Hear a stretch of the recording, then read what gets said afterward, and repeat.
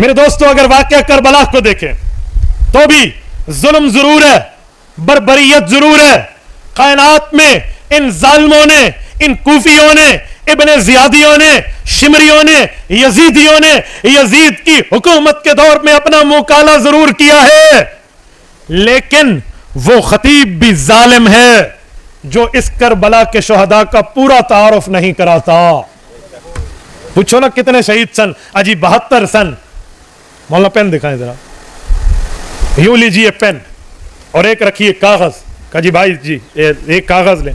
कितने शहीद थे जी? 72 टन। जुर्रत कर जरा 20 के नाम लिख दे, 15 के नाम लिख दे, छाड़ो यार 10 देना लिख दे, ना लिख दे, नाम लिख दे। मुंह पर 11:15, 12, 12:15 और 12:30 ना बच जाए तो अजी ना पूरे नहीं दसने। मैं मानता हूं शिमर जालिम था, बेईमान था, लईन था, शैतान था, लेकिन तू जालिम नहीं है। तू है शोहदाए करबला के नाम छुपा रहा है। तू जालिम नहीं है, तू नहीं बता रहा।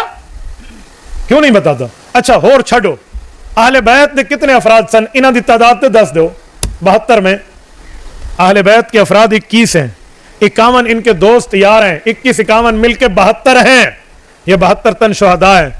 आप इनके नाम गिनेंगे ना, आप हैरान हो जाएंगे। इनमें हजरत अली के बेटे कितने थे जरा ये भी देखें, हजरत हुसैन के बेटे कितने थे जरा ये भी देखें, इमाम हसन के बेटे हजरत हुसैन के भतीजे कितने थे जरा ये भी देखें, मुस्लिम बिन अकील के भाई कितने थे जरा ये भी देखें, मुस्लिम बिन अकील के बेटे कितने थे जरा ये भी देखें, हजरत अब्दुल्ला बिन जाफर की औलाद कितनी थी जरा ये भी देखें, इमाम हसन के भतीजों के साथ इमाम हसन के भांजे कौन कौन थे ये भी देखें। मैं आपके सामने पूरी चार्जशीट पेश कर रहा हूं अहले बैत की। आप तवज्जो मेरी तरफ रखना। 72 तनों के नाम इनसे ले लें, ये नाम किताबों में मौजूद ना हो, मैं अपनी मौत लिख दूंगा।